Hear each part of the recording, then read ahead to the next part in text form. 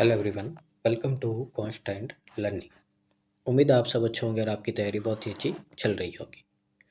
तो देखिए, आपका एसबीआई क्लर्क और पीयू दोनों के आपके नोटिफिकेशन आ चुके हैं और जल्दी इनका एग्ज़ाम होने वाले हैं। तो उसी सिलसिले में यहाँ पे अपन आज मिल रहे हैं।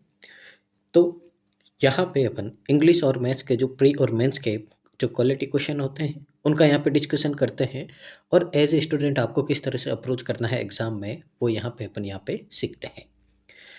तो उसी में यहाँ पे जो आपकी इंग्लिश की प्री की चेकलिस्ट है, वो चेकलिस्ट नंबर 28 का यहाँ पे अपन आज सॉल्यूशन डिस्कस करेंगे।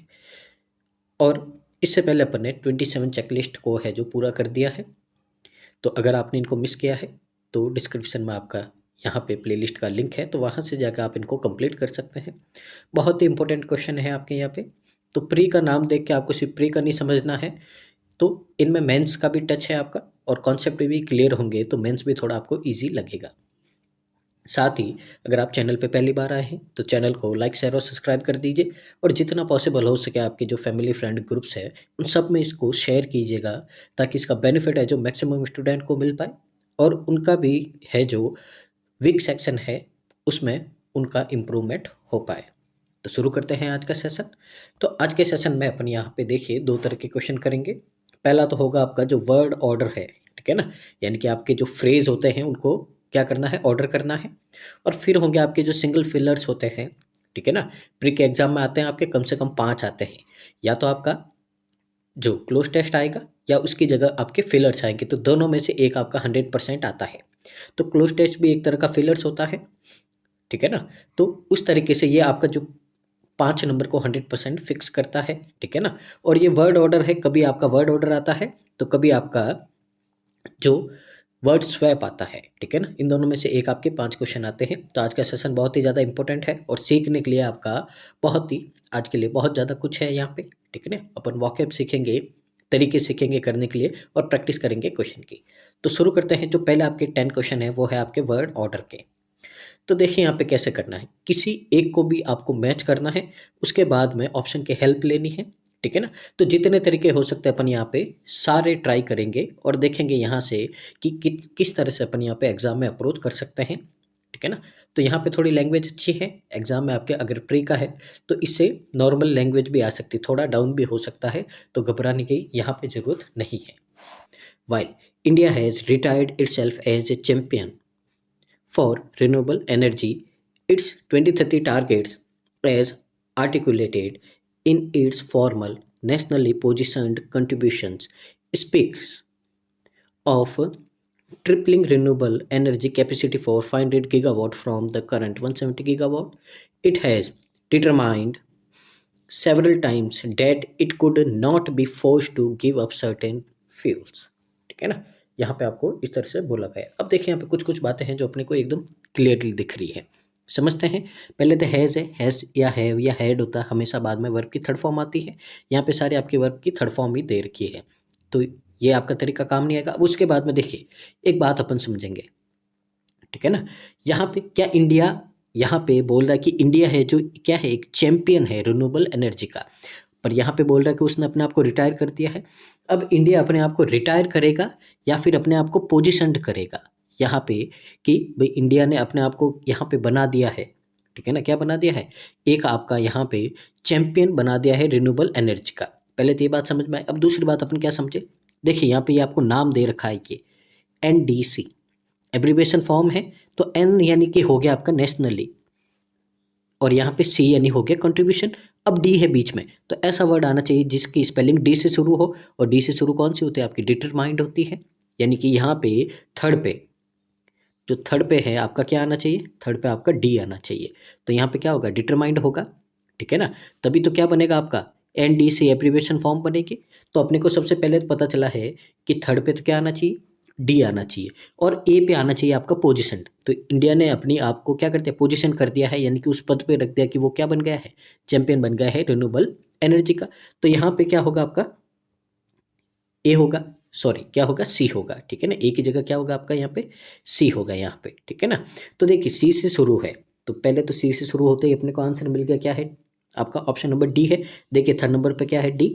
तो अब इसको अपन रीड कर देते हैं यहाँ पे कि इसका मतलब क्या होगा यहाँ पे? तो देखिए आपको यहाँ पे बोला है कि वाई इंडिया हैज़ पोजीशन, तो इंडिया ने स्वयं को यहाँ पे पोजीशन पे कर दिया है, यानी कि सबसे आगे रखा, अग्रणी रखा है यहाँ पे, जो आपका चैंपियन के रूप में रिन्यूएबल एनर्जी का, क्योंकि उसका जो टारगेट है 2030 का एज, अब यहाँ पे सेकंड पे क्या आएगा आपका, बी आएगा, तो बी अपनी जगह सही है। आर्टिकुलेटेड का मतलब क्या होता है? तो आर्टिकुलेट का मतलब होता है यहाँ पे कोई भी चीज़ है बहुत क्लियर है, ठीक है ना, एक्सप्रेस्ड है, यानी कि जिसको आपने अच्छे से क्या कर दिया है, समझा दिया है। तो यहाँ पे बोला है कि टारगेट एज आर्टिकुलेट, यानी कि क्लियर कर दिया है उसके इट्स फॉर्मल, ठीक है ना, जो उसका फॉर्मल आपका यहाँ पे नेशनली डिटरमाइंड कॉन्ट्रीब्यूशंस, ठीक है ना, डिटरमाइंड का मतलब क्या होता है, दृढ़ निश्चय वाला, तो उसका जो नेशनली डिटरमाइंड कॉन्ट्रीब्यूशन ये आपका था स्पीक ऑफ ट्रिपलिंग, यानी कि उसमें उसने बोला था इंडिया ने कि वो ट्रिपल कर देगा अपनी रिन्यूएबल एनर्जी कैपेसिटी को, कहाँ से, 500 गीगावाट से, क्योंकि जो अब करंटली कितनी है 170 गीगावाट है, तो ट्रिपल कर देगा, तो 500 को करना है 2030 तक।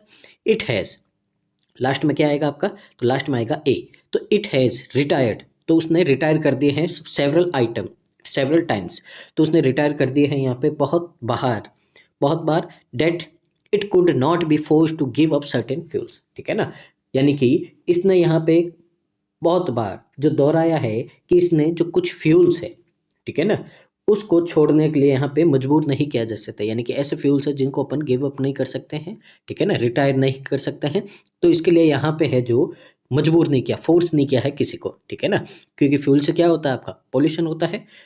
इसके लिए यहाँ पे रिन्यूएबल एनर्जी के बारे में बोला है कि कुछ कुछ ऐसे फ्यूल है जिनको अपन यहाँ पे रिटायर नहीं कर सकते, यानी कि छोड़ नहीं सकते हैं। तो यहाँ पे आपका आंसर क्या बनेगा, ऑप्शन नंबर डी बनेगा। उम्मीद है आपको यहाँ पे समझ में आ रहा होगा जो तरीका है यहाँ पे करने का। आगे मूव करते हैं अगले क्वेश्चन की ओर। क्वेश्चन नंबर आपका यहाँ पे सेकंड है, देखते हैं यहाँ पे, calamity blame for appropriating after a natural disaster is almost impossible, but Indian cities have often tried to ease these exceptions and Chennai on December 4 was no decision। अब यहाँ पे देखिए, सबसे पहले तो क्लेमिटी का मतलब क्या होता है, क्लेमिटी का मतलब होता है आपका यहाँ पे डिजास्टर, जो आपके डिजास्टर्स आते हैं, ठीक है ना, तो जो आपके डिजास्टर्स आते हैं, जो डिजास्टर्स है, जो ट्रबल है, ठीक है ना, तो उनको क्या बोलते हैं अपन, क्लेमिटी बोलते हैं, ठीक है ना। यहाँ पे तो यहाँ पे देखिए क्लेमिटी ब्लेम फॉर, यानी कि क्या यहाँ पे कोई सेंस बना है कि जो डिजास्टर है वो ब्लेम करता है किसके लिए, तो डिजास्टर कभी क्या ब्लेम करेगा आपका यहाँ पे, ठीक है ना, तो ये आपका यहाँ पे पहले तो सही नहीं होगा। अब यहाँ पे चार प्लैंक बना देते हैं अपन यहाँ पे, अब अपन समझते हैं यहाँ पे क्या होगा। तो सबसे पहले तो आपको यहाँ पे ए अपनी जगह पे नहीं आना चाहिए, ठीक है ना, ए अपनी जगह पे नहीं है, तो यहाँ पे ये क्या होगा, गलत, और रीअरेंजमेंट भी आपका होगा।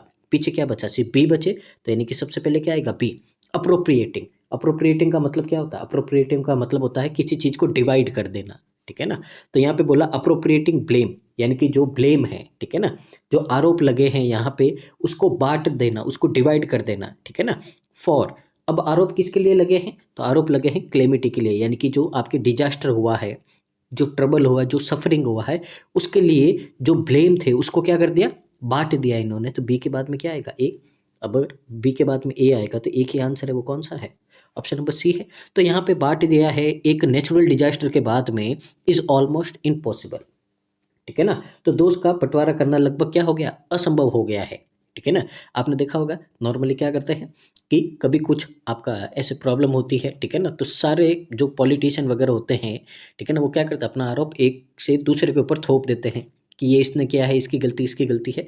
तो यही बोला है कि जो आपका यहाँ पे जो बंटवारा है, जो नेचुरल यहाँ पे जो क्लेमिटी हुई है, तो उसका अब बंटवारा, यानी कि दूसरे के ऊपर आरोप लगाना है, उसको जो बांटना है वो इम्पॉसिबल हो गया। बट जो इंडियन सिटीज़ है ऑफ्टन ट्राई टू, लेकिन जो इंडियन सिटीज़ है वो अक्सर ट्राई करती है ईज दिस, ईज का मतलब क्या होता है, इसको कम करने का, दिस, अब क्या दिस, ठीक है ना, तो यहाँ पे अब क्या आएगा आपका, बी ए के बाद में डी, तो ये जो डिसीजन है, ठीक है ना, इसको ईज करने का, एंड और जो चेन्नई है दिसंबर 4 को वाज नो एक्सेप्शन, तो यहाँ पे 4 दिसंबर को चेन्नई कोई अपवाद नहीं था, यानी कि उसके ऊपर भी क्या हुई थी, यहाँ पे नेचुरल क्लेमिटी आई थी। इसके लिए यहाँ पे बोला है कि ये भी है जो पीछे नहीं रहा है, ये भी नहीं छूटा है यहाँ पे, ठीक है ना।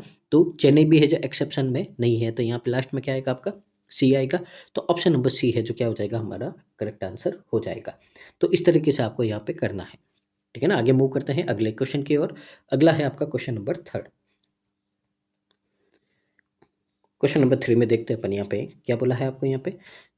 तो सबसे पहले देखिए, the narrative build around disaster singularity the response to them and shoulders that attribute a या an proclamation to a natural calamity often feed an unfair line of reasoning in which nature dash all the blame, ठीक है ना।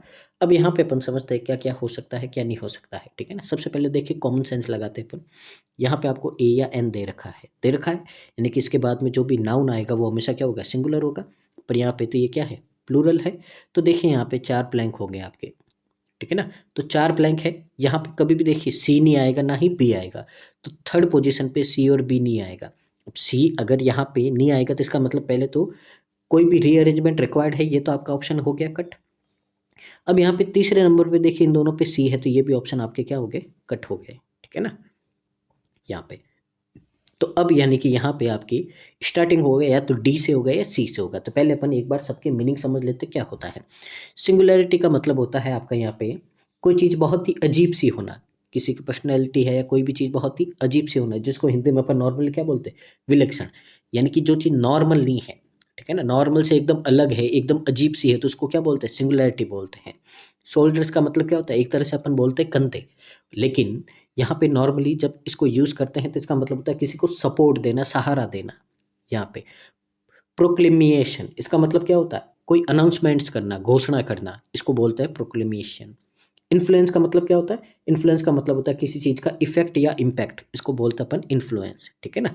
अब यहाँ पे देखिए starting होता है आपका यहाँ पे ऊपर सी या डी से, ठीक है ना। तो यहाँ पे बोला जो नैरेटिव बिल्ड अराउंड डिजास्टर, जो नैरेटिव उन्होंने बना दिया चारों ओर, डिजास्टर के चारों ओर क्या बना दिया है इन्फ्लुएंस बना दिया, impact the response of them, उनके द्वारा जो रेस्पॉन्स किए गए उनका इम्पैक्ट बना दिया है, या उन्होंने चारों ओर घोषणा बना दी है।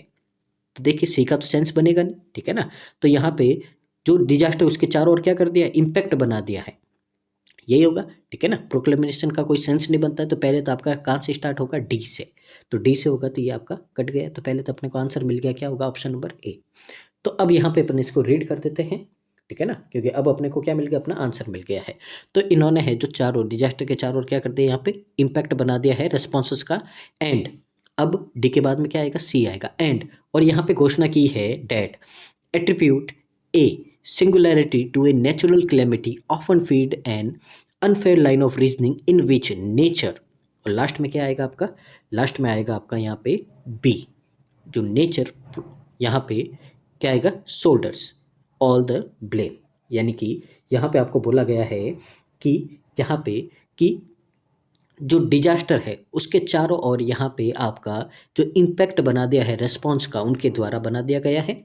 और यहाँ पे आपको बोला गया है कि ऐसी घोषणाएं जो आपके जो नेचुरल डिजास्टर है उसको एक क्या करता है विलक्षणता बताती है, यानी कि एक अजीब आपका यहाँ पे, ठीक है ना, एक अजीब चीज बताती है यहाँ पे, ठीक है। अक्सर यहाँ पे जो क्या करता है अक्सर है जो इसको feed on unfair line, unfair line का मतलब क्या होता है भाई कि बिना सर पैर की जो गलत बातें होती है, ठीक है ना, जो अनफेयर लाइंस होती है यानी कि जो सही नहीं होती है, तो ऐसी लाइंस का, ठीक है ना, लाइंस ऑफ रीजनिंग, तो इनको क्या करता है यहाँ पे फीड का मतलब यहाँ पे क्या करना उसको बढ़ावा देना है, इन विच जिसमें यहाँ पे आपको बोला गया कि सारा दोष है, ठीक है ना, तो सारा ब्लेम है वो किस पर डाल दिया जाता है, वो आपका डाल दिया जाता है जो आपका नेचर के शोल्डर, यानी कि जो नेचर है उसके कंधों पर डाल दिया जाता है, उनके ऊपर प्रकृति पर है जो डाल दिया जाता है यहाँ पे कि जो भी क्या है यहाँ पे ये किसने किया है ये नेचर का किया जा रहा है यहाँ पे, तो ये इसका सेंस होता है। तो यहाँ पे आंसर क्या हो जाएगा आपका ऑप्शन नंबर ए हो जाएगा। तो अगर आपको वीडियो अच्छा लग रहा है तो प्लीज़ इसको लाइक करना है, वीडियो को पूरा देखना है, कमेंट करना है, और जितना पॉसिबल हो सके इसको शेयर करते हुए जाना है, ठीक है ना। तो शेयर करते हुए जाइए आप इसको। आगे मूव करते हैं अगले क्वेश्चन की ओर। क्वेश्चन नंबर आपका 4 है। तो यहाँ पे देखते हैं 4 में क्या बोला है, just as the rain pedestrian over Chennai on December 4 morning the Tamil Nadu generation and Distribution Corporation Limited shut off power in the city as a intensified precautions to prevent loose cables from electroconducting presumably in dirty water. अब देखिए यहाँ पे अपन कुछ कुछ समझते हैं। 4 blank है आपके यहाँ पे। सबसे पहले देखो बी है, बी में ए आया है, तो यहाँ पे सबसे पहले तो आपका कभी इंटेंसिफाइड नहीं आएगा, ठीक है ना। तो सबसे पहले तो ये जो अरेंजमेंट है ये क्या है भी, गलत है।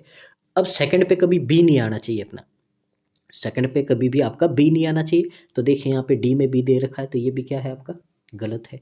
अब इनके मतलब समझते हैं। पेडिस्ट्रेनियन का मतलब होता है कौन भी, जो पैदल यात्री चलते हैं, जो पैदल यात्रा करते हैं उनको क्या बोलते हैं, पेडिस्ट्रेनियन बोलते हैं, ठीक है ना। फिर इसके बाद में है आपका इंटेंसिफाइड। इंटेंसिफाइड का मतलब क्या होता है, तो इंटेंसिफाइड का मतलब होता है कोई चीज़ और ज़्यादा तेज़ी से हो जाना, ठीक है ना। किसी चीज़ का और ज़्यादा इम्पैक्ट तेज हो जाना, उसको क्या बोलते हैं, इंटेंसिफाइड बोलते हैं। प्रिकॉशन का मतलब क्या होता है, जो अपन सावधानी बरतते हैं, ठीक है ना। और प्रिजेम्बली, प्रिजेम्बली का मतलब क्या होता है, प्रिजेम्बली का मतलब होता है शायद, प्रोबेबल, संभव हो सकता है ये चीज़। तो किसी चीज़ की संभावना को क्या बोलते हैं, प्रिजेम्बली बोलते हैं। अब यहाँ पे अपन रीड करते, जस्ट एज द रेन। अब जो बरसात है वो क्या होगी, तो बरसात क्या होगी भाई, यहाँ वर्ड के हिसाब से तो क्या होगी, तेज होगी ओवर चेन्नई। तो 4 दिसंबर की मॉर्निंग को चेन्नई में बरसात क्या होगी, बहुत ज़्यादा इंटेंसिफाइड हो गई, यानी कि बहुत ज़्यादा क्या होगी, तेज हो गई। अब तेज हो गई तो शुरू कहाँ से होगा आपका, बी से। अब बी से शुरू होगा तो ये सारे कट जाएंगे और आंसर मिल जाएगा अपने को ऑप्शन नंबर बी। तो देखिए बरसात है जो चेन्नई में 4 दिसंबर की सुबह को बहुत ज़्यादा क्या हो गई, तेज हो गई। तो Tamil Nadu generation and distribution corporation limited है, इन्होंने पावर को शट ऑफ कर दिया है, ठीक है ना। जो सिटी में लाइट वगैरह थी उसको काट दिया है in the city as a. अब किसके लिए काटा है यहाँ पे, तो फिर क्या आएगा आपका, यहाँ पे आएगा सी, एज ए प्रिकॉशन। प्रिकॉशन का मतलब क्या होता है, यहाँ पे सावधानी बरतने के लिए, क्योंकि आपको पता है कि बारिश तेज आती है, हवा चलती है तो तार टूट जाते हैं, पानी में गिर जाते हैं, करंट का खतरा होता है। तो एज ए प्रिकॉशन, तो सावधानी बरतने के लिए उन्होंने, और फिर क्या आएगा आपका, डी आएगा।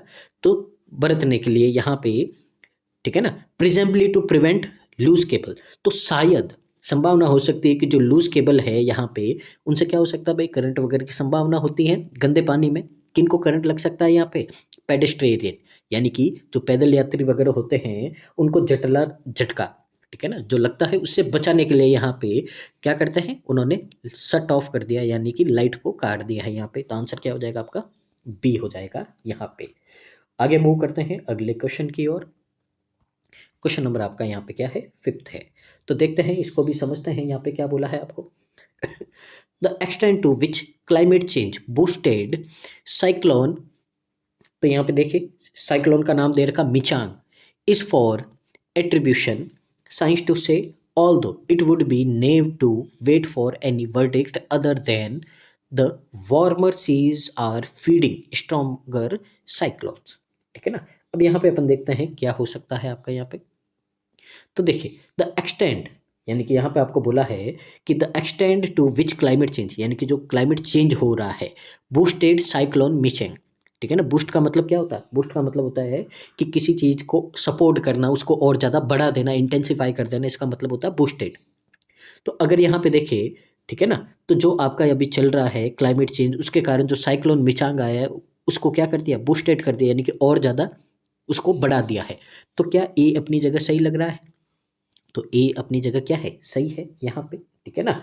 तो जलवायु परिवर्तन ने किस हद तक जो चक्रवात मिचांग उसको बढ़ावा दिया, यानी कि और ज़्यादा बढ़ा दिया है। यहाँ पे एक्सटेंड करने का मतलब क्या होता है, बढ़ावा देना किसी चीज़ को, ठीक है ना। तो यहाँ पे बढ़ावा दे दिया है।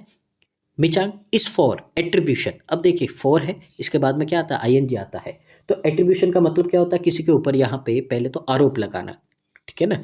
तो यहाँ पे इसको बढ़ाने के लिए फॉर एट्रीब्यूशन साइंस टू से, ठीक है ना। तो यह तो विज्ञान ही बता सकता है, तो किसी चीज़ को एक्सप्लेन करना, आरोप लगाना, ठीक है ना। तो यहाँ पे ये अपनी जगह क्या है, बी सही है, ठीक है ना। तो ये है जो ये बात है, इसका जो एक्सप्लेनेशन है, इसका जो, ठीक है ना, समझाना है, वो कौन है, वो सिर्फ साइंस ही बता सकता है। ऑल दो क्या होता है, कनेक्टर होता है।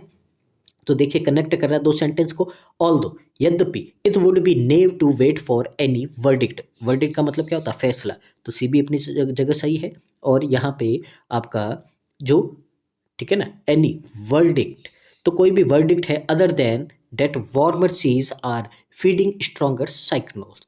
तो वर्डिक्ट का मतलब क्या होता है आपका, फैसला सुनाना। और फीडिंग का मतलब क्या होता है, नॉर्मल किसी को एक तो फीडिंग होता है किसी का पेट भरना और एक होता है किसी को बढ़ावा देना, ठीक है ना। तो यहाँ पे आर फीडिंग स्ट्रॉन्गर साइक्लोन्स, यानी कि उसको बढ़ावा दे रहे हैं स्ट्रॉन्गर साइक्लोन्स को। तो पहले तो देखिए ABCD अपनी जगह सही है, तो सही है तो आपका पहले तो आंसर होगा, इसमें अरेंजमेंट रिक्वायर्ड नहीं है। अब इसका अपन मतलब समझते हैं कि जो आपका क्लाइमेट चेंज हो रहा है वो किस हद तक जो आपका साइक्लोन मिचांग है उसको क्या कर रहा है, बढ़ावा दे रहा है, ठीक है ना। यह तो यहाँ पे साइंस ही आपका बता सकता है, यद्यपि जो आपकी यहाँ पे जो वार्मर सीज है, यानी कि जो समुद्रों के कारण यहाँ पे गर्म समुद्र के कारण यहाँ पे क्या आता है, बहुत ही ज़्यादा पावरफुल स्ट्रॉन्गर साइक्लोन्स आते हैं, ठीक है ना। तो उनको क्या मिल रहा है भाई, फीडिंग्स, यानी कि उनको बढ़ावा मिल रहा है यहाँ पे, ठीक है। इसके अलावा किसी अन्य जो वर्डिक्ट है, निर्णय है, उसकी प्रतीक्षा करना क्या होगा यहाँ पे, नेव। नेव का मतलब क्या होता है, कोई भोला, ठीक है ना। नेव को क्या बोलते हैं, भोला। तो किसी और फैसले का यहाँ पे क्या करना है, इंतजार करना, वो क्या होगा, भोलापन होगा आपका यहाँ पे। तो आंसर क्या हो जाएगा आपका, ऑप्शन नंबर E हो जाएगा। आगे मूव करते हैं अगले क्वेश्चन की ओर। तो क्वेश्चन नंबर आपका यहाँ पे 6 है। तो देखते हैं यहाँ पे और क्या बोला है। तो यहाँ पे देखिए आपको बोला है the latest provisional quarter of GDP for the logged in ended September 30 released by the National Statistical Office project real economic growth at 7.6%, a slight estimates from the 7.8% declaration the preceding 3 months। अब यहाँ पे देखिए अपन, 4 blank है आपके यहाँ पे। सबसे पहले देखिए, ठीक है ना, यहाँ पे क्वार्टर का तो मतलब पता ही है आपको, ठीक है ना, जो आपका हर 3 महीने के जो पीरियड होता है उसको क्वार्टर बोलते हैं। तो द लेटेस्ट प्रोविजनल, अब जो प्रोविजनल, अगर आप न्यूज़ पढ़ते हो तो आपके लिए बहुत ही ईजी है ये। तो प्रोविजनल क्या किया भाई, GDP का क्या करते हैं अपन, एस्टिमेट्स करते हैं, ठीक है ना। तो एक ही जगह क्या आएगा आपका यहाँ पे, एस्टिमेट्स आएगा ऑफ GDP फॉर द, अब GDP किसके लिए है, क्वार्टर के लिए होती है, द क्वार्टर एंडेड September 30, यानी कि उस क्वार्टर के लिए जो सितंबर 30 को खत्म हो रहा है, ठीक है ना। तो यहाँ पे सबसे पहले देखिए, यहाँ पे 1 मिनट, ठीक है ना, ये ए नहीं, यहाँ पे क्या आएगा, एस्टिमेशन C आएगा। C के बाद में यहाँ पे क्या आएगा, A आएगा, ठीक है ना। तो C के बाद में A आएगा। तो यहाँ पे आपको बोला गया है कि जो लेटेस्ट प्रोविजनल एस्टिमेट्स हुआ है GDP का, किसके लिए, यहाँ पे तो ये हुआ है आपका जो क्वार्टर है जो एंड हो रहा है September 30 को, जो रिलीज किया गया है यहाँ पे NSO के द्वारा। प्रोजेक्ट रियल इकोनॉमिक ग्रोथ है एट 7.6%, ठीक है ना। तो प्रोजेक्ट की जो रियल इकोनॉमिक ग्रोथ है वो 7.6% है, जिसमें स्लाइट क्या हुआ भाई यहाँ पे, तो डिक्लेरेशन का मतलब क्या होता है, कमी होना। तो एक स्लाइट यहाँ पे क्या हुई थी, कमी हुई थी, डिक्लेरेशन हुआ था यहाँ पे फ्रॉम द 7.8%। तो देखिए 7.8% से कितना हो गया, 7.6% हो गया। तो थोड़ी सी क्या हुई, कमी हुई है, logged in the preceding 3 months, यानी कि पिछले 3 महीनों में यहाँ पे जो चल रहा है, ठीक है ना, उसके कारण यहाँ पे मामूली क्या आई थी, गिरावट आई थी। तो लास्ट में क्या आएगा, बी। तो CADB आपका यहाँ पे करेक्ट आंसर होगा। तो CADB कहाँ है आपका, तो CADB आपका है ऑप्शन नंबर C में। तो यही क्या हो जाएगा आपका यहाँ पे करेक्ट आंसर हो जाएगा। तो उम्मीद है आप समझ रहे होंगे और सेशन को एंजॉय कर रहे होंगे। आगे मूव करते हैं अपन अगले क्वेश्चन की ओर। क्वेश्चन नंबर आपका 7 है। तो देखिए 7 में क्या बोला है आपको यहाँ पे, while year on year growth in the agriculture life stock and fishing sector slowed contraction to an 18-quarter low of 1.2%. The sector also experiences sequential sharply for the third straight quarter, underscoring the precariety hinterland large portion of those earning from farming and allied activities in the rural pledging। देखिए 4 blank है यहाँ पे, अपन समझते हैं, पहले meaning समझ लेते हैं। कॉन्ट्रैक्शन का मतलब क्या होता है, किसी चीज़ में कमी होना। शार्पली का मतलब क्या होता है, बहुत ही तेजी से, ठीक है ना। हिंटरलैंड का मतलब क्या होता है, तो देखिए जो अंदर वाले इलाके होते हैं, ठीक है ना, जो अंदर इलाके होते हैं उनको हिंटरलैंड बोलते हैं। और प्लजिंग, ठीक है ना, तो प्लजिंग का मतलब होता है तंग करना, पैडल करना, टीज करना, हर्ट करना, ठीक है ना। तो यहाँ पे तंग करना, परेशान करना, उसका मतलब होता है प्लजिंग। अब देखिए यहाँ पे कॉमन सेंस लगाते पर द रूरल, तो जो गांव के क्या होंगे, आंतरिक इलाके होंगे, हिंटरलैंड होंगे। तो सबसे पहले तो सबसे पीछे क्या आएगा आपका, C आएगा। तो C आएगा, तो ये कट हो गया, ये कट हो गया। अब आगे और देखते हैं अपन यहाँ पे क्या हो सकता है। तो देखिए यहाँ पे अब अपन इसको धीरे धीरे रीड करते हैं और समझते हैं यहाँ पे क्या होगा। While year on year growth in agriculture life stock and fishing sector, यानी कि यहाँ पे बोला है कि जबकि साल दर साल यहाँ पे ग्रोथ हो रही है किसमें, एग्रीकल्चर लाइफ स्टॉक और फिशिंग सेक्टर में, जो अब स्लोड, अब क्या हो गई है, अब कम हो गई है। अब देखिए यहाँ पे स्लोड का और कॉन्ट्रैक्शन का मतलब सेम है, कम हो जाना, धीमी हो जाना, कमी हो जाना। तो ये दोनों वर्ड तो आपके साथ एक साथ में आएंगे नहीं, ठीक है ना। यानी कि ए से तो आपका शुरू होगा नहीं, तो पीछे क्या बचा, बी बचा, यानी कि शार्पली स्लोड, यानी कि एकदम तेजी से क्या हो गया भाई, यहाँ पे कमी हो गई है, धीमा हो गया एकदम तेजी से, तो स्टार्ट किससे होगा, बी से, ठीक है ना। तो यहाँ पे slowed sharply to an 18 quarter low of 1.2%, यानी कि अचानक से बहुत ज़्यादा 18 महीने, जो 18 क्वार्टर है वो नीचे चला गया है, लो हो गया 1.2%। The sector also experience is sequential, अब इस सेक्टर है, साथ ही ये क्या कर रहा है आपका यहाँ पे, तो ये आपका यहाँ पे एक्सपीरियंस कर रहा है सिक्वेंसल, यानी कि लगातार। अब यहाँ पे क्या करेगा, लगातार, यहाँ पे for the third stagnant quarter, तो लगातार तीसरे क्वार्टर है जो क्या कर रहा है, देखिए परेशानियों का सामना कर रहा है, क्या कर रहा है, परेशानियों का सामना करेगा यहाँ पे, ठीक है ना। तो यहाँ पे क्या आएगा आपका, डी आएगा, ठीक है ना। अब डी आएगा यहाँ पे, ठीक है ना। एक में देख लेते हैं, परेशानियों का सामना करेगा, कॉन्ट्रैक्शन का सामना करेगा, एक बार देख लेते हैं अपन यहाँ पे, ठीक है ना। तो यहाँ पे देखिए, यहाँ पे तो सेकंड पे experience is sequential contraction for the third straight quarter, तो यहाँ पे देखिए क्या आएगा, कॉन्ट्रैक्शन, यानी कि लगातार तीसरे यहाँ पे क्वार्टर में क्या क्या उन्होंने यहाँ पे कमी को देखा है। अंडरस्कोरिंग द पेरेसिटी प्लजिंग लार्ज पोर्शन, अब देखिए ये यहाँ पे सही है कि बहुत बड़े पोर्शन को इन्होंने क्या किया, परेशान किया है, तो यहाँ पे तो आएगा डी, और यहाँ पे क्या आएगा आपका, यहाँ पे आ जाएगा आपका जो बचा है, कौन सा बचा आपका, ए बचा है। तो पहले तो आंसर क्या होगा, बी ए डी सी, तो बी ए डी सी आपका कहाँ है, तो ये है आपका ऑप्शन नंबर ए। तो पहले तो आंसर मिल गए। अब इसको मैं आपको रेट करके है जो समझा देता हूँ, एक्सप्लेन कर देता हूँ यहाँ पे। तो देखिए साल दर साल जो ग्रोथ है एग्रीकल्चर, लाइफ स्टॉक और फिशिंग सेक्टर में, ठीक है ना, वो ग्रोथ हो रही थी, वो एकदम से आपकी क्या होगी, स्लोड होके जो आपकी तेजी से कमी होके 18 महीने क्वार्टर लो हो गई 1.2% में। अब साथ ही आपको आगे क्या बोला है, आगे बोला है कि इस क्षेत्र में लगातार तीसरी जो क्वार्टर है उसके लिए यहाँ पे आपका, ठीक है ना, क्या हुआ, कॉन्ट्रैक्शन हुआ है यहाँ पे थर्ड स्ट्रेट क्वार्टर के लिए। साथ ही आपको बोला गया है यहाँ पे कि अब ये है जो जो आपके ग्रामीण आंतरिक इलाके हैं, यानी कि जो रूरल हिंटरलैंड है, उनमें यहाँ पे जो खेती करने वाले, ठीक है ना, पोर्शन, यानी कि जो फार्मिंग और एलाइड एक्टिविटीज़ है उनके संबंध में जो कमाई करने वाले यहाँ पे बहुत ही बड़े पोर्शन को ये क्या करेगा, यहाँ पे परेशान करेगा, लार्ज पोर्शन को क्या करेगा, यहाँ पे प्लजिंग करेगा, तो यहाँ पे क्या आएगा, परेशान करना। तो ये आपका आंसर हो गया यहाँ पे ऑप्शन नंबर ए। आगे मूव करते हैं अगले क्वेश्चन की ओर यहाँ पे। तो क्वेश्चन नंबर आपका 8 है, देखिए इसको भी समझते हैं अपन और धीरे धीरे बनाने का, समझने का ट्राई करते हैं यहाँ पे। तो देखिए यहाँ पे adding to need to view the handling growth number with traction is the fact that the, यहाँ पे ठीक है ना, ये क्या है आपका linchpin, private financial consumption expenditure, the single largest component of demand in the economy is struggling for circumspection। तो यहाँ पे देखिए चार आपके यहाँ पे ब्लैंक है। अब यहाँ पे अपन पहले मीनिंग समझ लेते हैं, कुछ कुछ नए वर्ड आए। ट्रैक्शन, ट्रैक्शन का मतलब क्या होता है अभी, तो ट्रैक्शन का मतलब होता है कोई चीज़ बहुत ही ज़्यादा, ठीक है ना, किसी के ऊपर अपन क्या करते हैं, जोर लगा के, बल लगा के उसको खींचना, रगड़ना, ठीक है ना, उसकी जो स्पीड होती है, ठीक है ना, कोई चीज़ चल रही है, लगातार चल रही है, ठीक है ना, उसको क्या बोलते हैं, स्पीड बोलते हैं, जैसा हमने देखा होगा, ठीक है ना। तो इसको एक तरह से बोलते हैं स्पीड। जैसे कि बर्फ़ पे गाड़ी चल रही है तो पहिए उसके क्या होते हैं भाई, फिसल जाते हैं, तो फिसल जाते हैं तो उनका ट्रैक्शन क्या हो जाता है, कम हो जाता है, ठीक है ना। तो ट्रैक्शन का मतलब क्या होता है, किसी चीज़ का चलना।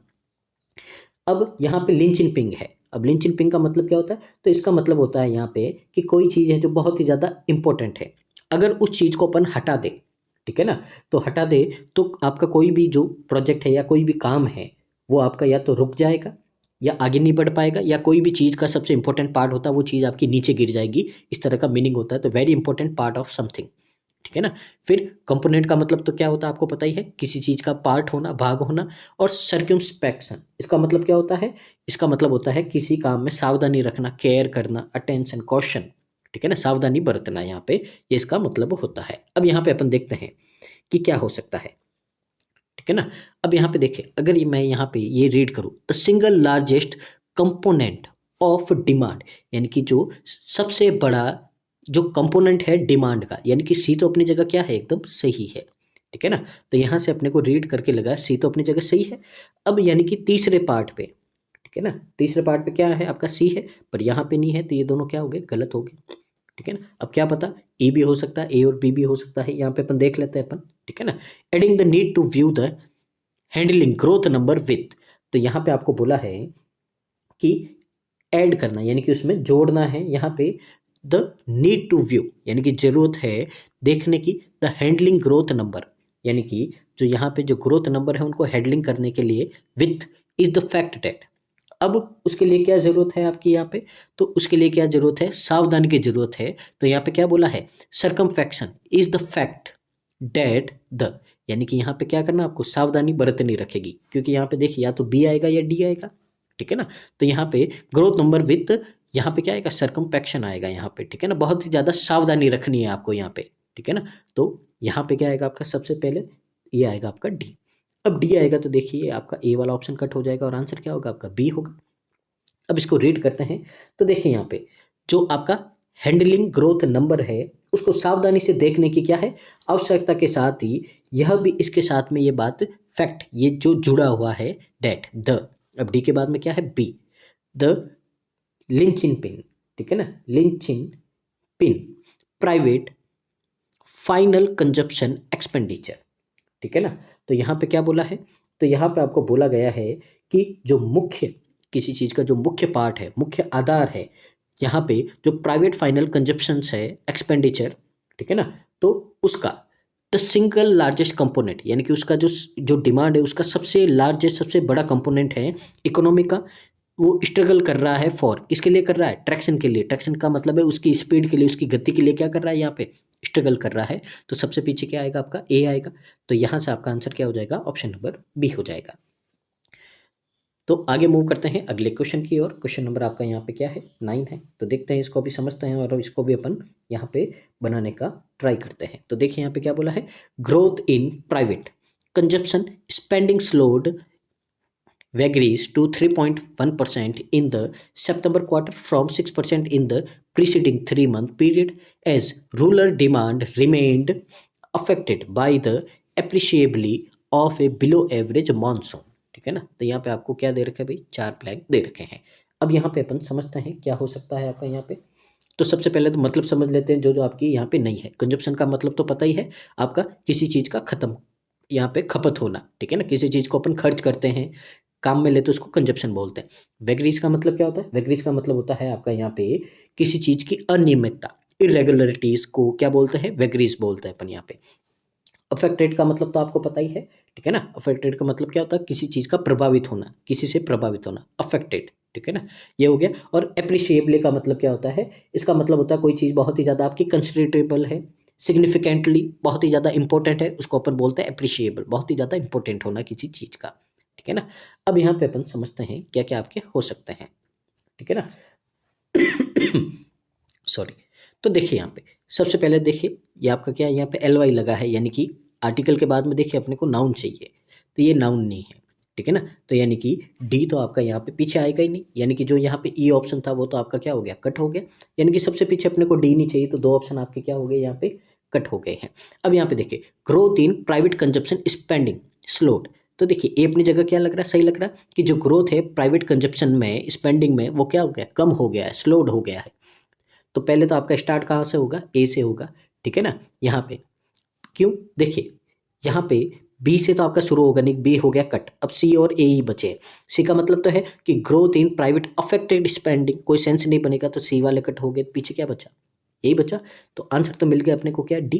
तो यहाँ पे बोला है कि जो ग्रोथ है प्राइवेट कंजप्शन में, स्पेंडिंग में, वो उसमें क्या होगी, स्लो, यानी कि धीरे हो गया है वो। फिर ए के बाद में क्या आएगा, डी आएगा। अब स्लोड एप्रिशिएबली टू 3.1%, बहुत ही ज़्यादा सिग्निफिकेंटली, ठीक है ना, लगातार, बहुत ही ज़्यादा लगातार है, जो इंपॉर्टेंट लगातार है, जो कम होके 3.1% हो गया इन द सितंबर क्वार्टर में। पहले कितना था, 6% था, ठीक है ना। तो लगातार कम होके यहाँ पे क्या हो गया, 6% से 3.1% हो गया in the preceding 3 months period. यानी कि यहाँ पे बोला है आपको यहाँ पे कि जो यहाँ पे पिछले 3 महीनों की जो पीरियड था, टाइम पीरियड था, उसमें यहाँ पे बोला है कि 6% से 3.1% हो गया एज रूरल डिमांड रिमेंड। अब जो रूरल डिमांड है वो क्या हो गई आपकी यहाँ पे, रिमेंड क्या हो गई, अफेक्टेड बाय। तो देखिए अफेक्टेड के बाद में हमेशा क्या आता है, बाई आता है। तो अफेक्टेड बाय द, अब किसके द्वारा अफेक्ट हुई है, तो अफेक्टेड बाय लास्ट में क्या आएगा आपका यहाँ पे, तो लास्ट में आएगा आपका क्या बचा, बी बचा। तो अफेक्टेड बाई वेगरीज, ठीक है ना। यहाँ पे तो किसके द्वारा अफेक्ट हुआ, ये irregularities of A below average monsoon, यानी कि जो मानसून लगातार नहीं आया आपका, रुक रुक के आया कभी नहीं आया, तो जो इरेगुलरिटीज थी मानसून की, ठीक है ना, उसके द्वारा क्या हुआ, यहाँ पे अफेक्ट हुआ है यहाँ पे जो डिमांड है, ठीक है ना। तो उम्मीद आपको समझ में आया होगा। यहाँ पे आपका आंसर क्या हो जाएगा, ऑप्शन नंबर डी आपका करेक्ट आंसर हो जाएगा। आगे मूव करते हैं अगले क्वेश्चन की ओर, क्वेश्चन नंबर आपका 10। तो देखिए इसमें क्या बोला है, the challenge for policy makers will be to help broaden the growth base so as to sustain that all boats are lifted equally, both to ensure the momentum and reduce inequality। तो यहाँ पे देखिए आपके 4 blank है यहाँ पे, ठीक है ना। अब इसको समझते हैं। The challenge for policy makers will be to help, यानी कि यहाँ पे बोला है कि जो चैलेंज है पॉलिसी मेकर्स के लिए वो क्या है कि हेल्प करना है। अब यहाँ पे देखिए ब्रॉडन का मतलब क्या होता है, तो ब्रॉडन का मतलब होता है किसी चीज को क्या करना, फैलाना, स्प्रेड करना, एक्सपेंड करना, लॉफ्ट करना, ठीक है ना। तो ये क्या होता है, ब्रॉडन होता है, ठीक है ना। फिर सस्टेन का मतलब क्या होता है, किसी चीज की कंटिन्यूटी को बनाए रखना, कीप कंटिन्यू रखना। इंश्योर का मतलब पक्का करना, रेड्यूस का मतलब कम करना। तो यहाँ पे देखिए सबसे पहले तो कि वो हेल्प करेगा उसको ब्रॉडन द ग्रोथ, यानी कि ग्रोथ को फैलाने में, उसको बढ़ाने में क्या करेगा, मदद करेगा यहाँ पे, ठीक है ना। पॉलिसी मेकर्स ने जो चैलेंज था वो यही था कि हेल्प करना है ग्रोथ को बढ़ाने में, बेस सो एस, यानी कि सबसे पहले तो आपका क्या आएगा, ए आएगा, ठीक है ना। अब ए आएगा यहाँ पे, तो पहले तो ये डी आपका कट हो गया, ठीक है ना। तो बेस सो एस टू, अब यहाँ पे आपको आगे बोला है, ठीक है ना। तो इससे क्या होगा आपका, to date all boards are lifted equally. तो इससे यहाँ पे क्या होगा कि इससे एंश्योर होगा, टू एंश्योर डेट, कि ये इंश्योर होगा कि सारी जो बोर्ड्स है, ठीक है ना, तो इससे ये इंश्योर हो सकेगा कि जो सभी बोर्ड है वो समान रूप से ऊपर, समान बोर्ड्स को ऊपर उठाया जा सके। तो यहाँ पे के बाद में क्या आएगा आपका, सी आएगा। तो सी आएगा तो ये कट, यहाँ पे ये कट और ये कट, सारे कट हो गए, तो क्या बचा आंसर, डी बचा, ठीक है ना। तो यहाँ पे पक्का करना है कि सारी बोर्ड क्या हो, इक्वली लिफ्टेड हो, बोथ टू।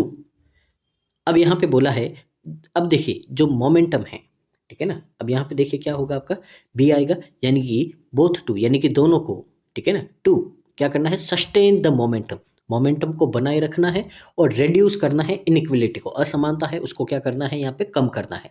तो यहाँ पे क्या आएगा आपका, बी आएगा, और डी अपनी जगह क्या है, सही है। तो आंसर क्या हो जाएगा आपका, ऑप्शन नंबर ए हो जाएगा, ठीक है ना। तो ये थे आपके जो 10 क्वेश्चन थे यहाँ पे, ठीक है ना, जो आपके यहाँ पे जो वर्ड अरेंजमेंट के, यानी कि जो फ्रेज अरेंजमेंट के जो थे यहाँ पे अपन ने कर दिए हैं, ठीक है ना। उम्मीद आपको समझ में आया होगा। अब अपन आगे मूव करते हैं, जो पैटर्न नंबर 2 है आपका, यहाँ पे जो सिंगल फिलर्स हैं, तो यहाँ पे अपन वॉकैब को सीखेंगे और देखेंगे टोन हिसाब से किस हिसाब से अपन यहाँ पे कर सकते हैं, उनको देखेंगे यहाँ पे। The days of economic recession were far reaching affecting industries from banking to manufacturing. अब यहाँ पे देखिए पहले तो अपन सबके मतलब समझ लेते हैं। रेमिफिकेशन का मतलब क्या होता है, तो रेमिफिकेशन का मतलब होता है कि यहाँ पे किसी एक्शन या इवेंट का बहुत ही ज़्यादा कॉम्प्लेक्स या इनडायरेक्ट रिजल्ट होना। तो यहाँ पे आपका किसी चीज़ का, किसी इवेंट या किसी आपके यहाँ पे एक्शन का क्या होना, बहुत ही कॉम्प्लेक्स, यानी कि बहुत ही एक आपका जो, ठीक है ना, गलत, इनडायरेक्ट, बहुत ही मुश्किल है जो आपका यहाँ पे क्या होना, रिजल्ट होना किसी चीज़ का, इसको क्या बोलते हैं अपन, रेमिफिकेशन बोलते हैं। रिपरकशन, रिपरकशन का मतलब क्या होता है, रिपरकशन का मतलब होता है कि जो डायरेक्ट या इमीडिएट कॉन्सिक्वेंस होता है किसी एक्शन का, यानी कि किसी एक्शन का हाथों हाथ क्या होता है, जो परिणाम होता है, सीधा परिणाम आपके ऊपर, सीधा यहाँ पे जो कॉन्सिक्वेंस होता है उसको बोलते हैं अपन रिपरकशन, ठीक है। अब अगला वर्ड है आपका यहाँ पे मैनिफिकेशन, ठीक है ना। मैनिफेस्टेशन, इसका मतलब क्या होता है, इसका मतलब होता है कोई भी एक्शन या कोई भी फैक्ट जो कुछ आपको शो करता है, कुछ आपको दिखाता है, कुछ आपको दर्शाता है, ठीक है ना। तो यहाँ पे कोई एक्शन या कोई फैक्ट है जो आपको कुछ शो करता है, शो समथिंग करता है। रिबाउंड का मतलब क्या होता है, रिबाउंड का मतलब होता है कि इम्पैक्ट के बाद में यहाँ पे किसी का पीछे हट जाना। तो इम्पैक्ट को देख के क्या हो जाना, पीछे हट जाना, ठीक है ना, ये इसका सेंस होता है। तो देखिए the days of economic recession were far reaching, ठीक है ना। तो यहाँ पे क्या हो सकता है, यहाँ पे, ठीक है ना, तो जो द इकोनॉमिक रिसेशन यहाँ पे, तो यहाँ पे आपका क्या हो सकता है, देखिए पहले तो कुछ समथिंग या पीछे हट जाना, ये तो सेंस होगा नहीं, अफेक्ट कर रहा है इंडस्ट्रीज को और बैंकिंग मैन्युफैक्चरिंग को, तो यहाँ पे किसी चीज़ का क्या होगा, रिजल्ट या इफेक्ट होगा, जो आपने यहाँ पे क्या लिए थे, कोई डिसीजन लिया था, ठीक है ना यहाँ पे। तो देखिए, तो कोई यहाँ पे तो क्या है भाई, किसी का यहाँ पे सीधा तो सिर्फ परिणाम है, ठीक है ना, किसी का क्या है यहाँ पे सिर्फ कॉन्सिक्वेंस है। और रेमिफिकेशन का मतलब क्या होता है, कोई आपने ऐसा एक्शन लिया है तो उस एक्शन से कुछ आपके यहाँ पे कॉम्प्लेक्स है जो रिजल्ट आए हैं, ठीक है ना। तो यहाँ पे है द डैश रेमिफिकेशन, यानी कि यहाँ पे क्या आएगा आपका ए आएगा, यानी कि आपने कोई एक्शन या कोई भी इवेंट किया है, उसके कॉम्प्लेक्स यानी कि कुछ गलत है जो परिणाम आए हैं, उसके कारण क्या हुआ है, जो इकोनॉमिक में अफेक्ट हुआ है, इंडस्ट्रीज और बैंकिंग मैन्युफैक्चरिंग सेक्टर को क्या हुआ, अफेक्ट हुआ है। तो इस हिसाब से यहाँ पे क्या आएगा आपका, ऑप्शन नंबर ए आएगा, ठीक है ना। तो ये इस हिसाब से था यहाँ पे, उम्मीद आपको समझ में आया होगा। आगे मूव करते हैं अपन यहाँ पे, तो क्वेश्चन नंबर 12 की ओर। ये जो स्पेलिंग है, वोकैब है, इनको आप प्लीज नोट कर दीजिएगा, बहुत ही ज़्यादा आपकी यहाँ पे इंपॉर्टेंट वोकैब है ये। आगे मूव करते हैं अगले क्वेश्चन की ओर। क्वेश्चन नंबर आपका 12 है, यहाँ पे देखिए क्या बोला है, her remarkable ability to see through complex problems and find elegant solution made her a highly sought after dash in the field of artificial intelligence. अब यहाँ पे क्या बोला है, यहाँ पे बोला है कि उसकी जो रिमार्केबल एबिलिटी है, बहुत ही ज़्यादा एक शानदार एबिलिटी है, क्या है कि वो देख लेती है कॉम्प्लेक्स प्रॉब्लम, यानी कि मुश्किलों में भी यहाँ पे क्या करती है, कॉम्प्लेक्स प्रॉब्लम के बीच में भी देख लेती है, और फाइंड करती है एलिगेंट सॉल्यूशन, बहुत ही अच्छी सॉल्यूशन फाइंड करती है, जिससे क्या होता है, जिससे वो बन जाती मेड और हाईली शॉर्ट आफ्टर, बहुत ही ज़्यादा वो क्या बन जाती है यहाँ पे कि बहुत ही ज़्यादा हाईली शॉर्ट आफ्टर बन जाती, किसमें, ये जो फील्ड है आर्टिफिशियल इंटेलिजेंट का फील्ड है, उसमें भी बहुत ज़्यादा समझदार है, ठीक है ना, काम की बन जाती है यहाँ पे।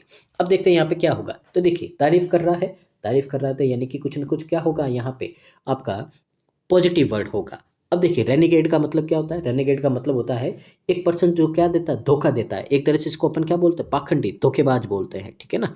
तो ये क्या होता है, धोखेबाज होता है। तो यहाँ पे देखिए धोखेबाज की बात नहीं है, यहाँ पे पॉजिटिव टोन है, ये नहीं आएगा। डिलिनिएट, इसका मतलब क्या होता है, इसका मतलब होता है आपका कि आप कोई काम कर रहे हो, उसमें आपको नॉलेज नहीं है, उस सेक्टर में आपको नॉलेज नहीं है, आप सिर्फ अपने शौक के लिए काम कर रहे हो, ठीक है ना। तो एक तरह से इसको शौक क्या बोलते हैं, यानी कि आपने कुछ लोग देखे होंगे जो सिर्फ अपने शौक के लिए कुछ काम करते हैं, उसको उसमें नॉलेज नहीं होता, तो इसको क्या बोलते हैं अपन, डिलिनिएट बोलते हैं। चार्लेंटन, ठीक है ना, चार्लेंटन का मतलब क्या होता है, ऐसा पर्सन जो दिखावा करने वाला होता है, ढोंगी होता है, ठीक है ना, नाटक करने वाला, दिखावा करने वाला, ठीक है ना। अब याद कैसे रखोगे इसको, तो देखिए 4 लात, ठीक है ना, तो जो दिखावा करते हैं, जो ढोंगी ढोंगी पाखंडी होते हैं, उनको क्या है, जो भी लोग मिलते हैं वो 4 लात मारते हैं, तो 4 लात का मतलब क्या होता है, दिखावा करने वाला। मीवन, अब इसका मतलब क्या होता है, इसका मतलब होता है कि कोई पर्सन है जो बहुत ही ज़्यादा क्या है, एक्सपीरियंस्ड है, यानी कि जिसको बहुत ही ज़्यादा क्या है, एक्सपीरियंस्ड है, और बहुत ही ज़्यादा क्या है, नॉलेज है। तो कोई भी पर्सन बहुत ही ज़्यादा नॉलेजेबल है, एक्सपीरियंस है, तो उसको क्या होगा यहाँ पे, उसको बोलते हैं अपन मेवन। तो देखिए पॉजिटिव टोन थी, तीनों नेगेटिव टोन थी, एक आपका डी है, सिर्फ वही पॉजिटिव टोन है, तो यहाँ पे आंसर क्या हो जाएगा, ऑप्शन नंबर डी हो जाएगा। तो टोन के हिसाब से भी अपन करेंगे यहाँ पे, जो भी पॉसिबल हो सकता है सब कुछ सीखेंगे यहाँ पे, और प्रैक्टिस करेंगे तभी है जो अपने माइंड में वो आइडिया आएंगे कि कैसे भी करके अपने को क्वेश्चन कर देना है यहाँ पे, ठीक है ना। आगे क्वेश्चन नंबर 13 की ओर, तो देखते हैं यहाँ पे क्या बोला है आपको 13 में, the new technological innovation promise to, यानी कि जो नया टेक्नोलॉजिकल इनोवेशन हुआ उसने प्रॉमिस किया है to dash the way we interact with the world, यानी कि अपन वर्ड के साथ में इंटरेक्ट होते हैं, बातचीत करते हैं, उनके साथ में जुड़ते हैं, ठीक है ना, उस तरीके को अब क्या करेगा यहाँ पे, बदलने की बात ही करेगा। जो टेक्नोलॉजी होती है वो हमेशा क्या करती है, बदलती है यहाँ पे, ठीक है ना। आगे बोला है आपको यहाँ पे ऑफरिंग, ऑफरिंग करती है unprecedented opportunity for progress. Unprecedented का मतलब क्या होता है, ऐसी यहाँ पे प्रोग्रेस अपॉर्चुनिटी, ठीक है ना, कि ऐसी कोई भी चीज़ जो आज से पहले कभी नहीं हुई है उसको बोलते हैं अनप्रेसिडेंटेड, ऐसा इवेंट या ऐसा एक्शन जो पहले कभी नहीं लिया गया है, तो आपको ऑफर करती है ऐसी अपॉर्चुनिटी जो पहले कभी नहीं दी गई है प्रोग्रेस के लिए यहाँ पे, ठीक है ना। तो यहाँ पे अच्छा वर्ड आएगा एक बदलाव का, ठीक है ना, इस तरह का वर्ड आएगा। तो सबसे पहले आपका स्टैग्नेट है, स्टैग्नेट का मतलब क्या होता है, कोई भी चीज़ बहुत ही ज़्यादा इनएक्टिव है, ठीक है ना, इनएक्टिव है और क्या है, डल है, तो उसको बोलते हैं। तो देखिए नेगेटिव टोन है, ना ही अपना यहाँ पे काम है। रेवोल्यूनाइज करने का मतलब क्या है, परिवर्तन लाना, बदलाव लाना, ठीक है ना, क्रांति लाना। तो देखिए बी आपका हो सकता है, इस पे छोटा सा टिक किया है मैंने। इलुसिडिएट, इसका मतलब क्या होता है, कोई चीज़ है उसको क्या करना है, क्लियर करना, मेक समथिंग क्लियर। कोई चीज़ बहुत ही क्लियर करना, एक्सप्लेन करना एकदम अच्छे से, उसको बोलते हैं। तो यहाँ पे एक्सप्लेन करने की बात नहीं हुई है, यहाँ पे टेक्नोलॉजी क्या करती है, परिवर्तन करती है, ये नहीं होगा। कन्फाउंड, कन्फाउंड का मतलब क्या होता है, कन्फाउंड का मतलब होता है किसी में यहाँ पे कोई भी सरप्राइज या कंफ्यूजन पैदा करना, ठीक है ना, उसको क्या कर देना, यहाँ पे कंफ्यूज कर देना या सरप्राइज कर देना, ठीक है ना। तो किसी को सरप्राइज या फिर कंफ्यूज कर देना, कंफ्यूजन पैदा करना किसी पर्सन में, उसको बोलते हैं अपन कन्फाउंड। तो कॉन्फाउंड, कौन मिला आपको, ये सोचते सोचते ही आप क्या हो गए, सरप्राइज हो गए, कंफ्यूज हो गए कि कौन फाउंड, कौन मिला मेरे को, कौन मिला, यही सोच के अपन क्या हो गए, कंफ्यूज हो गए, सरप्राइज हो गए। तो ये भी नहीं होगा। तो यहाँ पे सिर्फ क्या सेट बैठेगा आपका, ऑप्शन नंबर बी बैठेगा, जो कॉन्टेक्स्ट के हिसाब से आपका सही होगा। कि जो टेक्नोलॉजी इनोवेशन है, उन्होंने प्रॉमिस किया है कि वो रेवोल्यूशनाइज यानी कि क्रांति ला देंगे, जो तरीका है जिसमें अपन इंटरेक्ट करते हैं यानी कि जुड़ते हैं दुनिया से, और ऑफर करता है ऐसी अपॉर्चुनिटीज प्रोग्रेस की जो पहले कभी नहीं हुई है। ठीक है, आगे मूव करते हैं अपन अगले क्वेश्चन, क्वेश्चन नंबर 14 की ओर। तो देखिए, the scientist ground breaking research on quantum physics, यानी कि जो साइंटिस्ट है उसकी एक बहुत ही सफलतापूर्वक रिसर्च है क्वांटम फिजिक्स में, हैज़ द पोटेंशियल, जिसके पास में सामर्थ्य है, पोटेंशियल है टू। अब किसका है, तो कोई ना कोई अच्छी चीज़ का ही सामर्थ्य होगा। अवर अंडरस्टैंडिंग, अब यहाँ पे देखिए हमारी अंडरस्टैंडिंग है, तो उसको क्या करेगा, नॉर्मली सेंस लगाओ, उसको बढ़ाने का और ज़्यादा विकास करने का, यही सेंस होगा यहाँ पे। Of the fundamental principle governing in the universe, तो अपने जो फंडामेंटल प्रिंसिपल्स है यूनिवर्स के, उनको बढ़ाने का, अंडरस्टैंडिंग और ज़्यादा अच्छे से समझने का, ठीक है ना, ये क्या करेगा, इसको यहाँ पे काम करेगा। देखते हैं, ऐसा ही कुछ वर्ड ढूंढते हैं अपन। अयुगमेंट का मतलब क्या होता है, यहाँ पे होता है कि किसी चीज़ को इंक्रीज कर देना, यानी कि किसी चीज़ में अपन कुछ मिलाएंगे तो उसका इफेक्ट है जो और ज़्यादा इंक्रीज हो जाएगा, तो नॉर्मली इसको बोलते हैं अपन इंक्रीज कर देना, ठीक है। तो क्या पता हो सकता है यहाँ पे कि हमारा पोटेंशियल को क्या कर दे, इंक्रीज कर दे, अंडरस्टैंडिंग को, यानी कि अपनी जो समझने की शक्ति उसको बढ़ा दे, हो सकता है। आगे और देखते हैं। अब ऑब्फ्यूकेट, इसका मतलब क्या होता है, कोई चीज़ें बहुत ही ज़्यादा अनक्लियर है, साफ नहीं है, एकदम क्लियर नहीं है, ऑब्सक्योर है, ठीक है ना। एलुसिडिएट, एलुसिडिएट का मतलब क्या होता है, किसी चीज़ को अच्छे से एक्सप्लेन करना, क्लियर करना, ठीक है ना, एक्सप्लेन करना, किसी चीज़ को एकदम क्लियर करना, ये होता है, ठीक है ना। और सर्क्यूम्व्लेंट, ठीक है ना, इसका मतलब होता है कोई चीज़ अपन सीधे सीधे नहीं बोलते, घुमा फिरा के बात करते हैं, घुमा फिरा के बात करना, सीधा पॉइंट पे नहीं आना, ये वर्ड अपन ने पहले भी पढ़ा है, लास्ट क्लास में ही पढ़ा है, ठीक है ना। तो यहाँ पे देखिए ये नेगेटिव टोन है, ये भी नेगेटिव टोन है। अब यहाँ पे आपका पोटेंशियल है जो आपका बढ़ाएगा, ठीक है ना, तो पोटेंशियल है आपका, यहाँ पे एक्सप्लेन करेगा, पोटेंशियल एक्सप्लेन नहीं करेगा, पोटेंशियल को क्या करेगा, बढ़ाएगा, यहाँ पे इंक्रीज होगा। तो यहाँ पे क्या आएगा, ऑप्शन नंबर ए आएगा, इक्विपमेंट, यानी कि जो आपका समझने की जो क्षमता है उसको क्या कर देगा, इंक्रीज कर देगा यहाँ पे, ठीक है ना, यहाँ पे।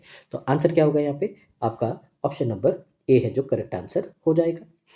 आगे मूव करते हैं अपन अगले क्वेश्चन की ओर, क्वेश्चन नंबर आपका 15।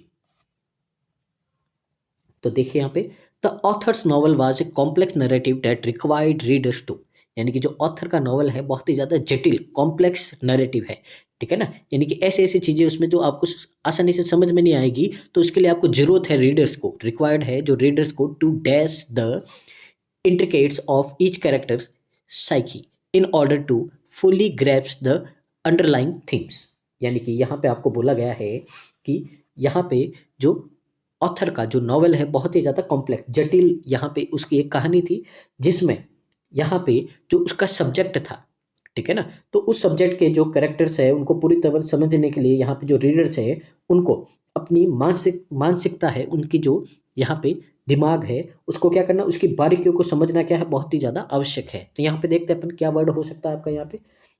डिकंस्ट्रक्ट का मतलब क्या होता है, इसका मतलब होता है किसी चीज़ को एनालाइज करना, एनालाइज करना, सोचना, समझना, ठीक है ना, विचार करना, ठीक है, इसको एनालाइज बोलते हैं। तो देखिए ये हो सकता है कि जो रीडर्स है वो एनालाइज करेंगे, सोचेंगे, समझेंगे, ठीक है ना, इंटीग्रेट करेंगे, ठीक है ना, हर एक कैरेक्टर पे। तो हो सकता है ट्रिवलाइज, ट्रिवलाइज का मतलब क्या होता है, किसी को लेस इंपॉर्टेंट बना देना, किसी को और ज़्यादा कॉम्प्लेक्स बना देना, कॉम्प्लिकेट कर देना। तो किसी को लेस इंपॉर्टेंट बनाना या कॉम्प्लेक्स बना देना, ये होता है आपका ट्राइवलाइज। तो ये होगा नहीं। ओवरलुक का मतलब क्या होता है, ओवरलुक का मतलब होता है किसी को इग्नोर करना, ठीक है ना, इग्नोर करना, नज़रअंदाज करना। तो ये भी नहीं होगा। डिसेक्ट, डिसेक्ट का मतलब क्या होता है? तो डिसेक्ट का मतलब होता है कि कोई भी बॉडी या प्लांट है उसको कट करना इस तरीके से कि उसके जो इंटरनल पार्ट होते हैं, ठीक है ना, उसके इंटरनल पार्ट पर अपन क्या कर सके? स्टडी कर सके। क्या कर सके? स्टडी कर सके। तो इसको क्या बोलते हैं? डिसेक्ट बोलते हैं। तो देखिए ये भी नहीं होगा, तो सिर्फ क्या बचा? आपका ए ही बचा। तो ये क्या होगा आपका यहाँ पे करेक्ट आंसर हो जाएगा। तो उम्मीद है आपको यहाँ पे समझ में आ रहा होगा। तो प्लीज़ वीडियो को पूरा देखिएगा और लाइक कीजिएगा और कमेंट कीजिएगा कि आज का सेशन आपको कैसा लगा है। आगे मूव करते हैं अगले क्वेश्चन की ओर। क्वेश्चन नंबर आपका 16 है यहाँ पे। तो देखते हैं 16 में भी क्या बोला है आपको यहाँ पे, समझते हैं। The musicians virtuoso performance on the piano left the audience in complete. यहाँ पे आपको बोला है कि जो पियानो पर जो आपका म्यूजिशियन है उसका बहुत ही ज़्यादा वर्च्यूस का मतलब शानदार जो परफॉर्मेंस था, उसने जो आपके ऑडियंस है उनको क्या कर दिया? उनको यहाँ पे, ठीक है ना, कंप्लीट पूरी तरीके से क्या कर दिया? अब देखिए बहुत ही अच्छा बजाएगा तो क्या करेगा? बहुत ही ज़्यादा क्या कर देगा उनको? बहुत ही ज़्यादा शॉक कर देगा या तो, ठीक है ना, या क्या कर देगा? उनको मंत्रमुग्ध कर देगा, उनको किसी और दुनिया में ले जाएगा। इस तरह से कुछ न कुछ आपका होना चाहिए, आश्चर्यचकित कर देगा, ठीक है ना, ये वर्ड आना चाहिए। यूफोरिया, यूफोरिया का मतलब क्या होता है? यूफोरिया का मतलब होता है एक ऐसी फीलिंग या स्टेट जिसमें आप बहुत ही ज़्यादा क्या हो जाते हो? एक्साइटमेंट हो जाते हैं, बहुत ही ज़्यादा आपका एक्साइटमेंट लेवल बढ़ जाता है, या फिर आप बहुत ही ज़्यादा हैप्पी हो जाते हो। तो हैप्पीनेस की या बहुत ज़्यादा एक्साइटमेंट की स्टेट होती है, उसको क्या बोलते हैं? यूफेरिया बोलते हैं, ठीक है ना। एपैथी, एपैथी का मतलब क्या होता है भाई? नेगेटिव वर्ड होता है। तो किसी चीज़ में आपका लेक ऑफ इंटरेस्ट यानी कि आपका इंटरेस्ट कम हो जाना, उसको क्या बोलते हैं? एपैथी बोलते हैं, ठीक है ना। एस्टोनिश्ड, एस्टोनिश का मतलब क्या होता है? यहाँ पे ग्रेट सरप्राइज, बहुत ही ज़्यादा शॉक कर देना, यहाँ पे ग्रेट सरप्राइज, ठीक है। और इनडिफरेंस का मतलब तो यही होता है आपका जो एपैथी है वो कि वही आपका यहाँ पे हो जाएगा लैक ऑफ इंटरेस्ट हो जाना। तो देखिए ये दोनों तो नहीं होंगे। अब यहाँ पे देखिए जब भी अपन बहुत ही ज़्यादा शानदार परफॉर्मेंस सुनते हैं तो अपन क्या हो जाते हैं? सरप्राइज हो जाते हैं, ठीक है ना, कि कोई भी अचानक से आपको यहाँ पे शौक देता है कि कितना अच्छा गा रहा है या कितना अच्छा कोई चीज़ बजा रहा है, ठीक है ना। तो उससे आप क्या होते हैं? नॉर्मली शौक होते हो, ठीक है ना। और क्या हो जाते हैं? मंत्रमुग्ध हो जाते हो, एस्टोनिश हो जाते हो, सब कुछ भूल जाते हो, ठीक है ना। तो इस सेंस में नॉर्मली आपका यहाँ पे जो एक्साइटमेंट या हैप्पीनेस का है जो ये सेंस नहीं बनेगा, ग्रेट सरप्राइज का सेंस बनेगा। अगर ये नहीं होता तो अपन बोलिए आप यूफोरिया की स्टेट में आपको ले जाते। पर देखिए यहाँ पे ये जो स्टेट है कंप्लीट यूफोरिया है, जो देखिए कोई सेंस नहीं बनता है आपका यहाँ पे, ठीक है ना। तो यहाँ पे जो आपको यहाँ पे जो पार्ट ऑफ स्पीच भी मैच करना है, इसके हिसाब से इनकम्प्लीट एस्टोनिशमेंट है। तो इसके हिसाब से यहाँ पे क्या आएगा आपका यहाँ पे? तो इसके हिसाब से आपका यहाँ पे आ जाएगा ऑप्शन नंबर सी आ जाएगा, ठीक है ना। तो अपने को यहाँ पे पार्ट ऑफ स्पीच का भी यहाँ पे थोड़ा ध्यान रखना है। आगे बढ़ते हैं क्वेश्चन नंबर आपका 17 की ओर। तो देखते हैं यहाँ पे क्या बोला है। The archaeologist uncovered a well preserve artefact that was an important dash to the history of ancient civilisation. यहाँ पे बोला गया है कि जो आर्कियोलॉजिस्ट है उसने अनकवर किया है एक बहुत ही वेल प्रिजर्व यानी कि अच्छे से संभाल के रखा हुआ, वेल प्रिजर्व का मतलब क्या होता है? अच्छे से संभाल के रखा हुआ जो आर्टिफैक्ट है जो कि बहुत ज़्यादा इंपॉर्टेंट है। किसके लिए? अब किसी चीज़ के लिए इंपॉर्टेंट होगा, टू द हिस्ट्री, हिस्ट्री के लिए है, जो एंशिएंट सिविलाइजेशन यानी कि जो हमारी पुरानी सभ्यताएं हैं उनका, ये यहाँ पे उनके लिए क्या था, ठीक है ना। तो वहाँ से बचा के अपन ने क्या किया? इसको संभाल के रखा था, जो बहुत ही ज़्यादा क्या है? इंपॉर्टेंट है। अब पहले तो मीनिंग देख लेते हैं। एनिग्मा, इसका मतलब क्या होता है? कोई चीज़ है जो बहुत ही ज़्यादा मिस्टीरियस है, ठीक है ना, बहुत ही ज़्यादा क्या है? मिस्टीरियस है, या फिर क्या है? Difficult to understand. कोई भी चीज़ है आपकी बहुत ज़्यादा डिफ़िकल्ट है समझने में, तो उसको अपन क्या बोलते हैं? यहाँ पे एनिग्मा बोलते हैं। रेलिक, रेलिक का मतलब क्या होता है? रेलिक का मतलब होता है कि पुराने समय से किसी ऑब्जेक्ट को बचा के रखना, और किसके लिए रखना? हिस्टोरिकल इंटरेस्ट के लिए, यानी कि अपने जो सभ्यता को दिखाना, इंटरेस्ट को बनाए रखना, उसके लिए यहाँ पे होता है। तो देखिए हिस्ट्री की बात की गई है, इंपॉर्टेंट रिलिक है, तो ये एक ऐसा ऑब्जेक्ट है, तो एन इम्पोर्टेंट ऑब्जेक्ट, ठीक है ना। तो यहाँ पे क्या आएगा? बी आएगा कि एक पुराने समय का हिस्टोरिकल क्या है? ऑब्जेक्ट है, ठीक है ना, जिसको अपन ने क्या क्या संभाल के रखा है, बचा के रखा है।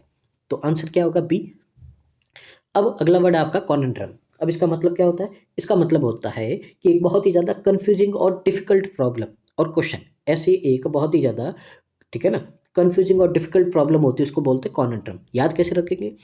ये कौन ड्रम बजा रहा है, ठीक है ना। तो ये कौन ड्रम बजा रहा है? बहुत सारे बच्चे बैठे हैं, ठीक है ना, ड्रम लेके अचानक से किसी ने ड्रम बजा दिया, पर अपने को पता ही नहीं चला कि ये कौन ड्रम बजा रहा है। तो बहुत ही ज़्यादा क्या है?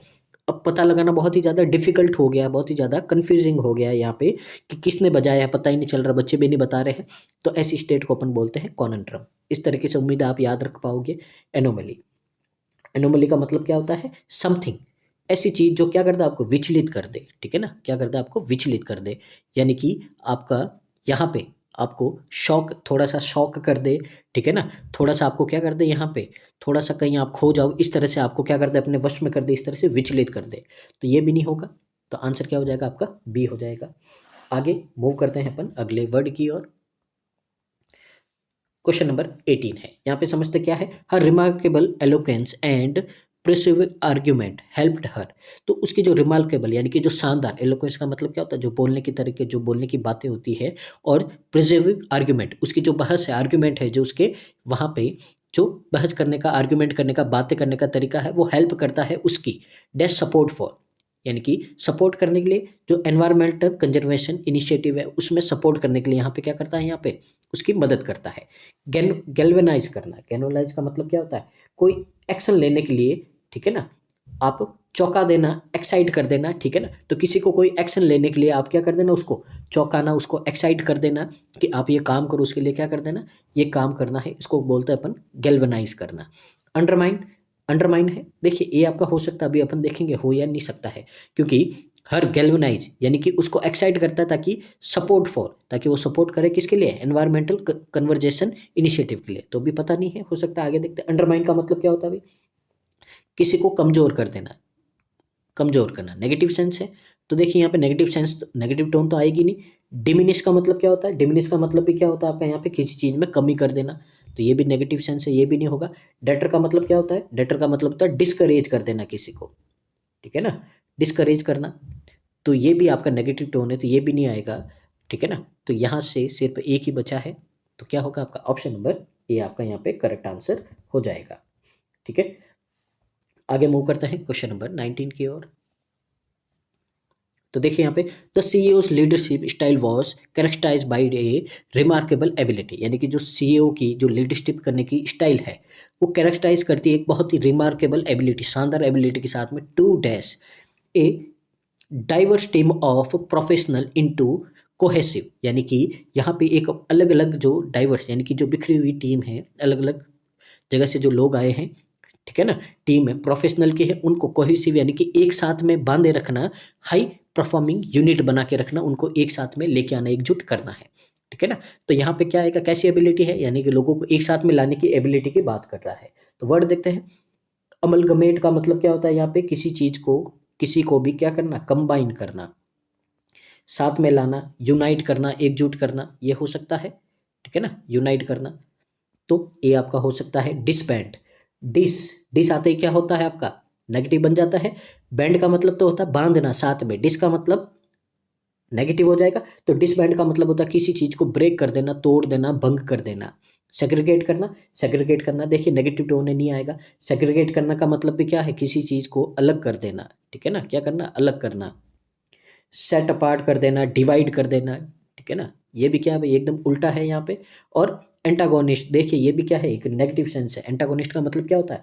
कि आपके मन के अंदर जो फीलिंग है किसकी है? दुश्मनी की, हॉस्टाइल, दुश्मनी की फीलिंग आ रही है, या फिर गुस्सा आ रहा है आपको यहाँ पे, तो ये भी नेगेटिव टोन है। तो टोन के हिसाब से तो सिर्फ क्या होगा आपका? ए ही आएगा। तो टोन भी आपकी यहाँ पे बहुत ज़्यादा मदद करती है क्वेश्चन करने में। यहाँ पे मूव करते हैं आज के लास्ट क्वेश्चन की ओर। क्वेश्चन नंबर आपका 20 है यहाँ पे, और समझते हैं यहाँ पे कि क्या बोला है आपको। The artist innovative use of colours and brush strokes in the painting has power to, यानी कि जो आर्टिस्ट की जो इनोवेटिव, इनोवेटिव का मतलब एकदम अलग तरीके की कलर को यूज करने का, और ब्रश स्ट्रोक्स मैंने आपको बहुत बार बताया है, जो अपन कैनवेस पे क्या करते हैं? ब्रश को घुमाते हैं, उसको ब्रश स्ट्रोक बोलते हैं। इन हिज पेंटिंग, उसकी पेंटिंग में, ठीक है ना, द पावर टू, यानी कि उसके पास में जो पेंटिंग में पावर है, किसका है? To dash deep emotion and thoughts in those who view in work, यानी कि उसके पास में ऐसा पावर है कलर का और ब्रश स्ट्रोक का यूज करने से पेंटिंग में, कि उस पेंटिंग को अगर कोई देखे तो उसके अंदर जो छुपे हुए इमोशन है, जो थॉट्स है, उसको, उसके काम को देख के क्या हो जाए? लोग समझ जाए, ठीक है ना। अब यहाँ पे देखते हैं मतलब क्या होगा यहाँ पे, ठीक है ना। तो यहाँ पे रिप्रेस, रिप्रेस का मतलब क्या होता है? कि किसी के ऊपर दबाव बना के किसी को अपने वश में करना, अपने काम करवा देना, ठीक है ना, अपना दास बना देना, ये होता है रिप्रेस करना। नेगेटिव सेंस होती ये नहीं होगा। सप्रेस का मतलब ये होता है किसी के ऊपर दबाव करना, या ठीक है ना, दबाव बना देना या जबरदस्ती किसी चीज को खत्म कर देना, ये भी नहीं होगा। ऑब्स्ट्रैक्ट, ऑब्स्ट्रैक्ट का मतलब क्या होता है, किसी चीज में बाधा डालना, ब्लॉक करना, ठीक है ना, मुश्किलें पैदा करना, ये भी नेगेटिव टोन है। एलिसिएट, एलिसिएट का मतलब क्या होता है, एलिसिएट का मतलब होता है कि किसी चीज को देख के या उसको समझ के आप उसके रिएक्शन या फिर आंसर या कुछ फैक्ट है जो वहां से निकलना, प्राप्त करना, ठीक है ना। तो प्राप्त करना, क्या प्राप्त करना है यहाँ पे, कोई रिएक्शन है, कोई आंसर है, कोई फैक्ट है, वहां से प्राप्त करना। तो सिर्फ एक ही बचा है, क्या बचा आपका, डी बचा है, और यही आपका यहाँ पे आएगा। तो यह था आज का सेशन। उम्मीद है आपको समझ में आया होगा और यहाँ से आपने आज बहुत कुछ सीखा होगा। तो thank you so much, keep watching constant learning.